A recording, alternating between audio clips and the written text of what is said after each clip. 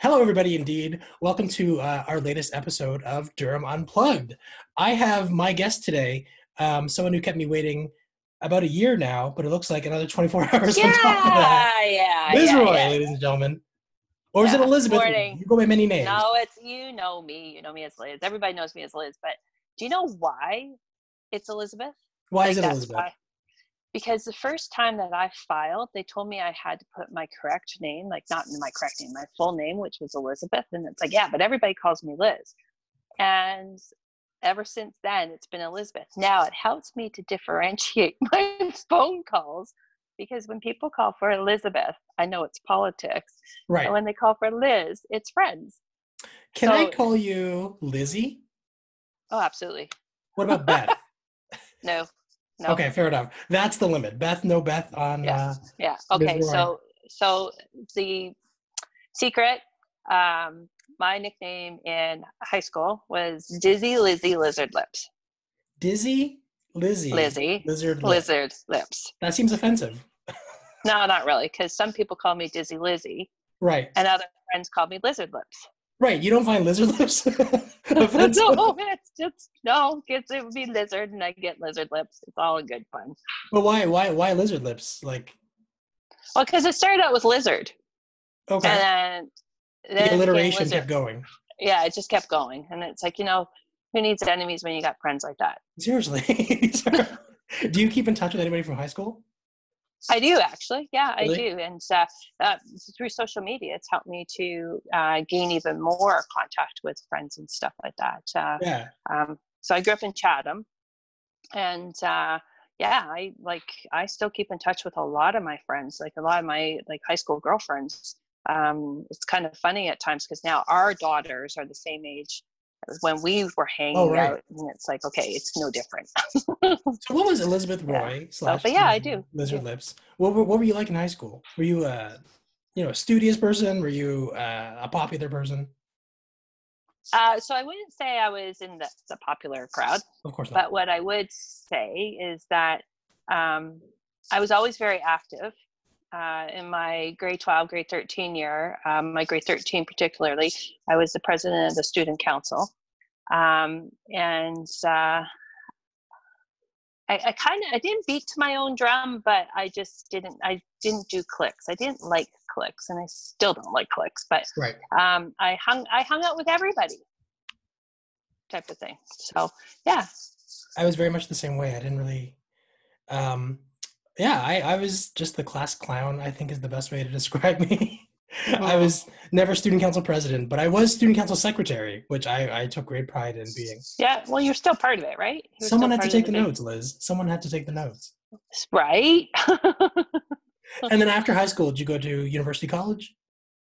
So I actually ended up into a unique situation because I was looking into like healthcare. Right. Most of my family is in healthcare.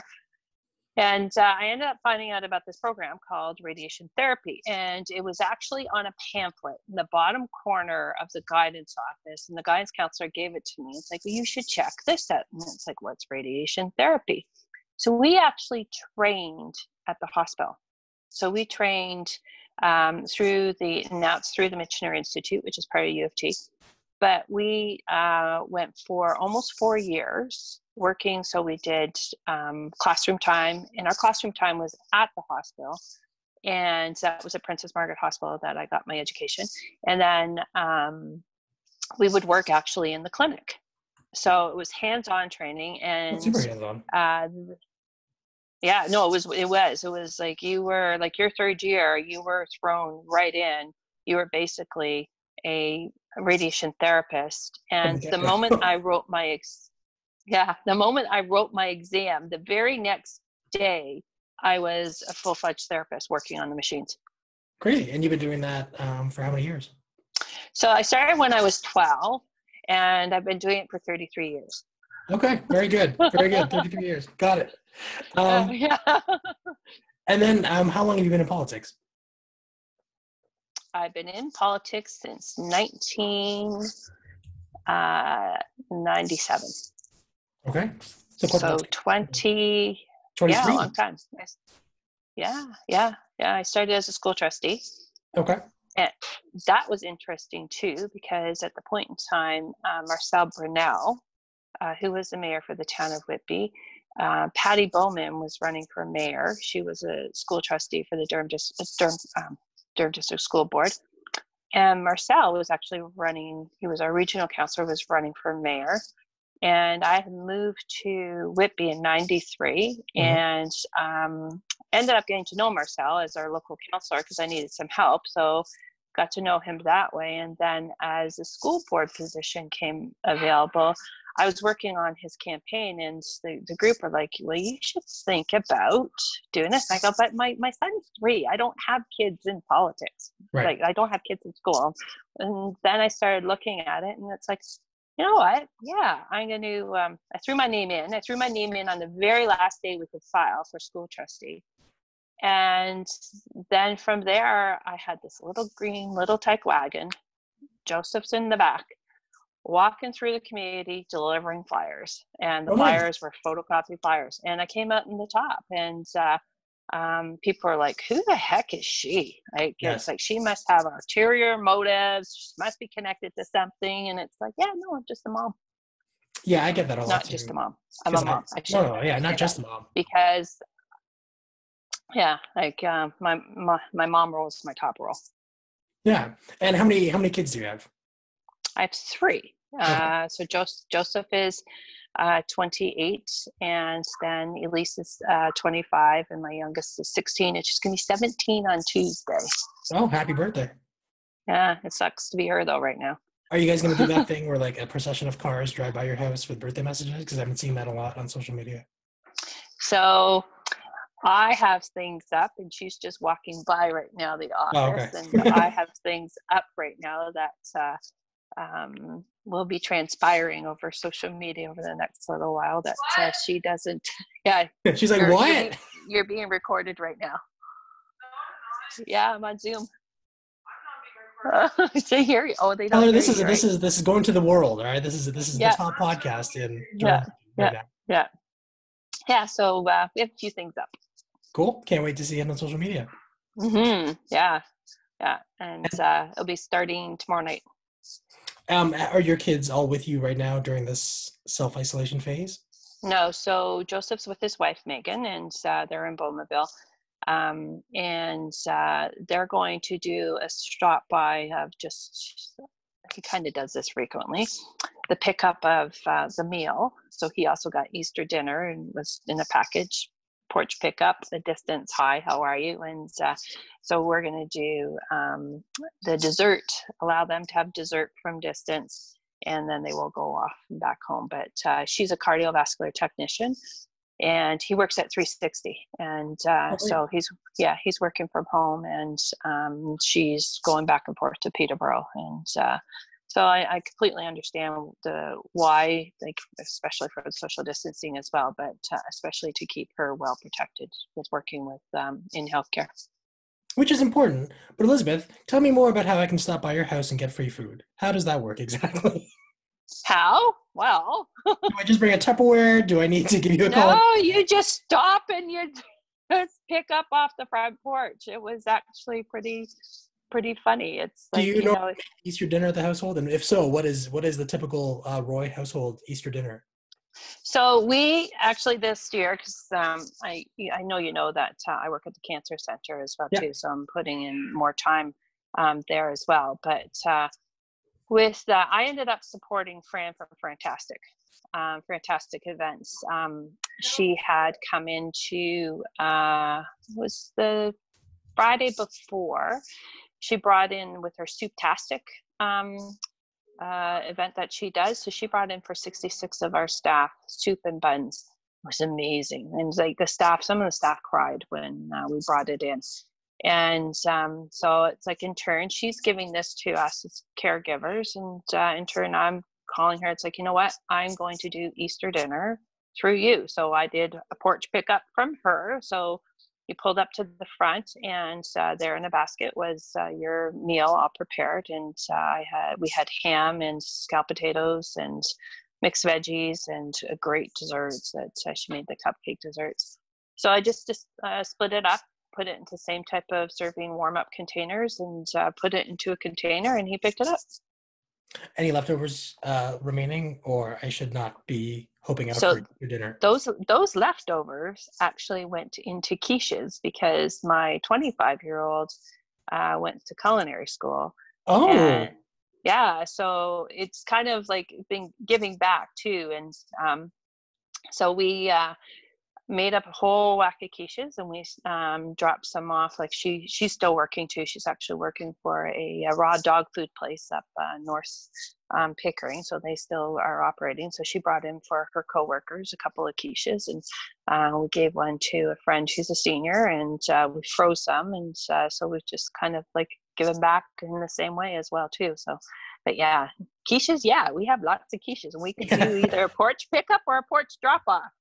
well, no, we'll set that up once we're done here because I've no. To be too fair, like my wife is a wonderful cook, and we've been eating obviously home a lot more and more than we normally eat, to be honest. And yeah, I miss eating out. What does your mug say? Sorry, you have a fancy mug there. Can you see it? Morning in a hug in a mug. Now, and what does your T-shirt say? okay, my T-shirt says, hold on, I survived the toilet paper crisis of 2020. So I mean, we're not done yet, so technically. No, but let's talk about this. Yeah. This T-shirt is actually through our Salvation Army. Oh, okay. And for every T-shirt bought, $10 goes back to the Salvation Army Food Bank. Oh, perfect. Yeah, so our local Salvation Army, actually the head of it, Donette Percy, she's making them up, and you'll see that other Whitby councillors are wearing these as well. Well, not just these ones, she does other ones too. We got to step up our game apparently because we don't have matching shirts. I know, right? I've just been wearing old jerseys. Yeah, no, got a little bit of competition going here. Which is nice for a change because we generally, are quite good at competitions, as with the. Well, you let us on the whole like doing of the videos and these short interviews and stuff like that. Well, it's like, well, if Ajax is doing it, we got to do it, right? Right, exactly. But it's good. This is what I want to see. No, right? So it's been great fun, and it be interesting. So I'm still carrying on with my other non-for-profits and with like even some of my committee meetings, and we're doing it through Zoom or we're doing it through like the telephone conferencing, but we are all connecting back together.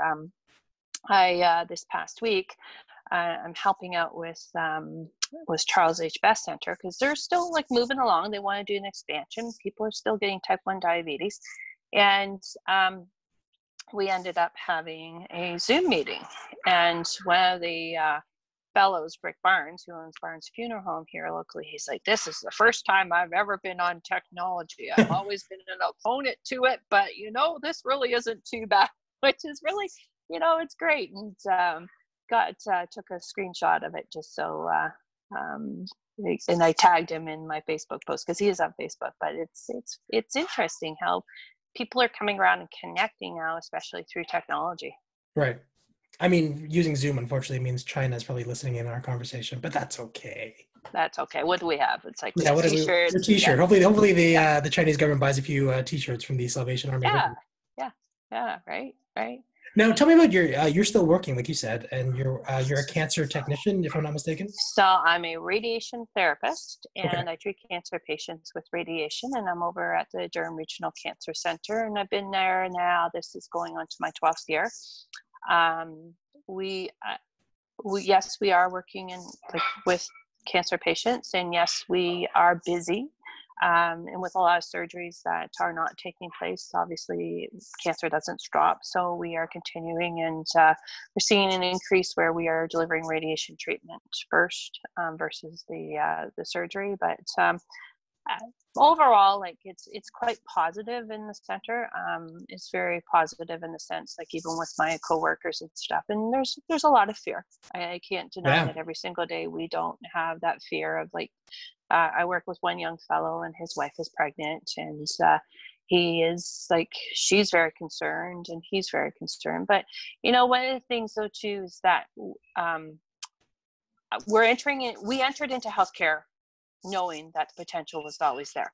Sure. My mom and my mom's in a nursing home in Stratford, and she was a delivery room nurse, and we were having a conversation just about the whole healthcare and being in healthcare, and she's like, Elizabeth. My mom calls me Full Elizabeth. name. Full So, name. That's full name. it's Got it. serious. Got it. Yeah, yeah. And she just reminisced back to the times when, like, meningitis, she went through that, and it's all like TB and all those different scares. So different, like, levels and everything, but still the delivery of care that we need to give, we need to treat everybody the same. And it's also about being aware for ourselves. Wash our hands. Right. Like, I wash my hands, we estimate, every 20 seconds while we're on shift. Like, it's, your thank hands goodness must be so for dry right now. some of the, actually, you know what? Not too bad. I've been using special like construction cream that you get, and it's actually worked really, really well. Okay, noted. On my, so yeah, noted, right? Like, these construction guys have something that, and it's, yeah, they're not too bad. Some of my coworkers have really bad skin, but You gotta I'm lucky so imagine far. Knock on wood. your job's gonna be pretty tough, even like before this whole pandemic hit.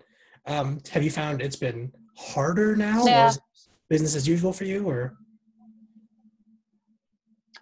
it's kind of business as usual, but the only thing is the support to give to patients, just as, because they don't know and they're scared as well too, and knowing that we're just reassuring them and just giving them confidence that, like, you still need to come in for your care. And I know that there's a couple that it's every day, it's just a continuous conversation. They're very thankful, because the other thing too is that they're not able to bring visitors in, and that's understandable. We primarily work as a outpatient basis as well, so a lot of spouses or family members sit out in the parking area and wait for them, and it's a very quick visit. But again, an elderly patient who requires the support of a partner or of a family member, we generally go up to meet them at the door and bring them in as well too. So it's very quiet in the hospital. Like, you could bowl down the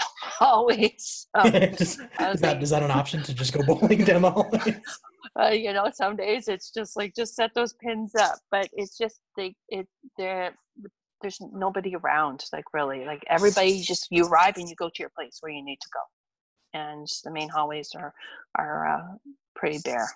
And outside of this experience, like the pandemic, or even in this experience, do you find it hard to compartmentalize? Because you see a lot of people, and unfortunately, I'm sure, like, not everybody, it's cancer, right? So not everybody can make it today. Do you find it's hard to compartmentalize, or do you internalize that? And then how's that experience for you?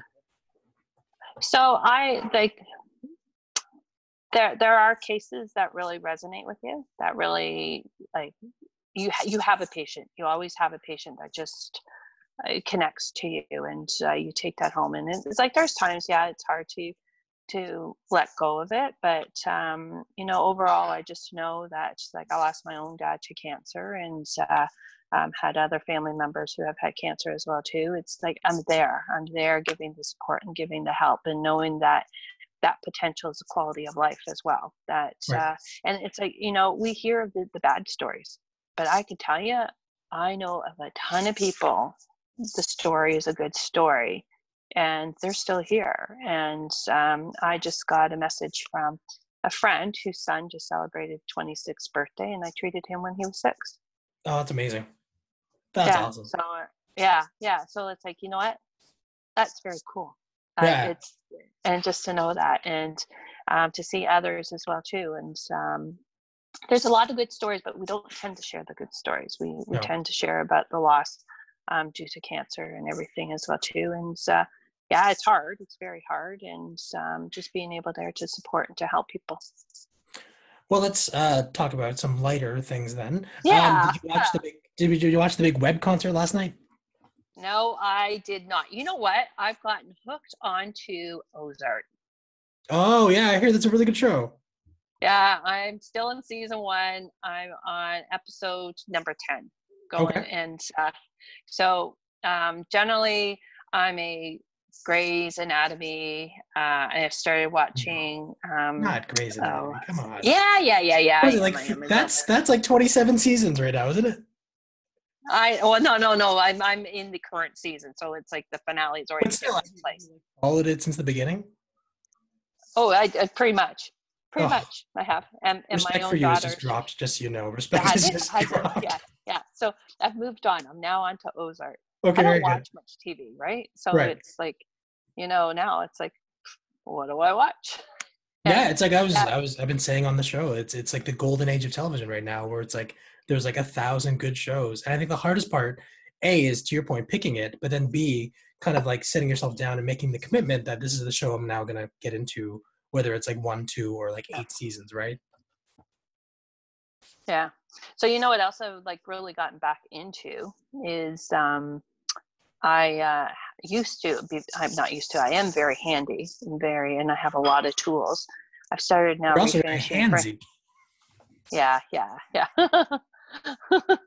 So I have yesterday I was working on refinishing a chair, and today I'm going to probably work on refinishing a bench that I have. So I have a number of collected items in my garage. I'm one of those people who cannot park a car in my garage because I have tools and I have workbenches all set up. But I am like back to sewing, and I'm going to pull out my stained glass and work on my stained glass again. So I've been doing a lot of that instead of like watching TV or on the computer, and but also working. So it's So industrious. yeah, right. But my dad was a builder, and growing up, we always worked on the sites with him and helped clean up, or he was always in his workshop and got taught how to use tools and stuff like that. So it's like, yeah, I have a drill press, I have a drop saw, I have like all that, and now it's all come out. And These are all foreign words to me. You'd be doing my wife a favor. I know, You right? actually I teach know. me to use some of this stuff because I grew up in a very white collar household. My parents worked their office jobs, and so it's like for me, like when I put an IKEA shelf together, it's like It's I solved it's for X. I'm a genius for just building an IKEA shelf. yeah. So I have a 16-year-old who is a genius at putting together IKEA stuff as well too. It's pretty interesting how our teen generation just does it so well. And I Right. came home and she had her whole bedroom put together. Are But you passing yeah, down no, the I've skills that your dad renovated. gave to you? So my son's very handy, but he's also acquired some of that as well through some of the jobs he's had in the summertime. Right. But it's very clear that he also has the talent that my dad had. And my youngest is she's very creative and very handy as well too. And try as much as possible just to teach that this is how you do this, and tidy righty lefty loosey. Know that. Hold on. Lefty. Tidy righty. Got it now. That was the missing part. It was lefty Lucy. Yeah, lefty loosey. And what's your first thing you're gonna do once this all kind of ends? So let's say we're on the way to a vaccine. We can, we'll keep up the social distancing. What's the first thing you're gonna do once you can leave your house? That would be interesting depending on what the ability is. Sure. There's a number of things that we are definitely missing, and that's the going to the gym. I actually just ordered some TRXs to bring into the house in a punching bag because my youngest is an elite hockey player, and she's completely like this whole thing just all of a sudden stopped. And Right. we were going on to provincials and being out 5 times a week for hockey and their dry land and everything to nothing. And so probably a bit of that. We go for walks regularly as well. We have 2 dogs. But the other part is that I don't know. It depends if we're able to travel a bit because I was supposed to do 10 days in Jamaica, and then I was going to do 5 days with my girls in Mexico. Obviously, traveling like that won't be something that we'll be able to do so soon. But like it's been a couple of years since I've taken my girls away, and we just coming across Facebook, you would see the memories come across, and it was Oh, 2 it's years ago torture. I had taken my It's dog. torture. I know, right? The life you used to And have before this.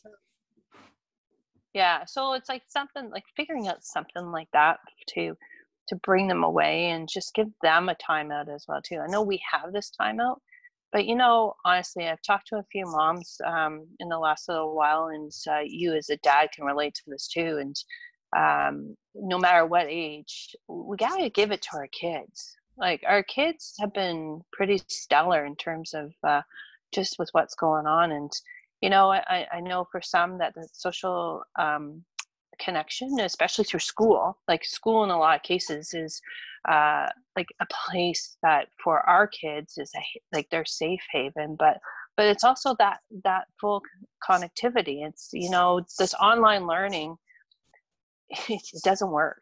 No. It really doesn't work. And like, I'm watching it, and there's something to be said about how we all learn differently, but it's that social connection that needs to really happen. So yeah, like, I do restaurants 2 to 3 times a week because I'm able to, and I'm doing restaurants because I want to be able to give back. Because whenever, like, I'm very active with non-for-profits, when I ever go, and like at the golf tournament we held last year for Durham Hospice, going to make the request to the restaurants to support, they say yes. Now it's our turn to go back to It's more them, than back, yeah. and in some way, shape, or form, it's like, yeah, they need us. And for those of us who can do it, because I recognize that we have a large population now that it is not able to do it. And that's even becoming very concerning, because we have the caremongers, which are in Whitby, which is just under 2,000 people, but the people that are being connected to, it's rather alarming as to who needs the help and who needs the support. And I'm able to do it, so I'm trying as much as possible to give in whatever way, shape, or form that I can at this point in time. But yeah, that was a long answer. But So what are you going to do when this is all over? I don't know 100%. Good answer. Like, there it is. She doesn't know yet. Like, I just don't know. Like, there's a number of things, but I think the primary thing is with doing something with my girls. Right. That's good. No, that's awesome. So you mentioned you've been getting some takeout. Any good recos for the people of Durham region / Whitby?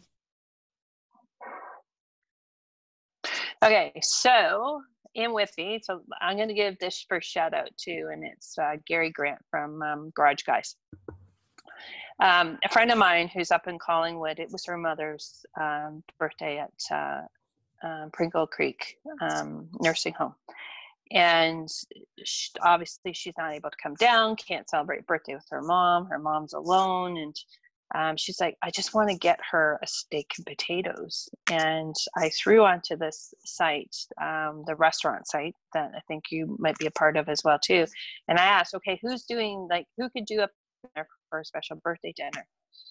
So Gary messaged, and he's like, I will do a fantastic barbecue steak. And Thursday night he delivered it to the nursing home, and they brought it in to her, and like, one happy lady. And so it's like, I've had his food as well too, and it's very good. And sorry, it is the Garage Guys? Garage Guys, yeah. So it's yeah. not an auto dealership. No, it's family business. Okay, very good. Really, really good. So Friday night we did Michael Kelly's and Brock Street Brewery, so 12 Bistro. So we did that. We combined the two because there's different taste buds within my house.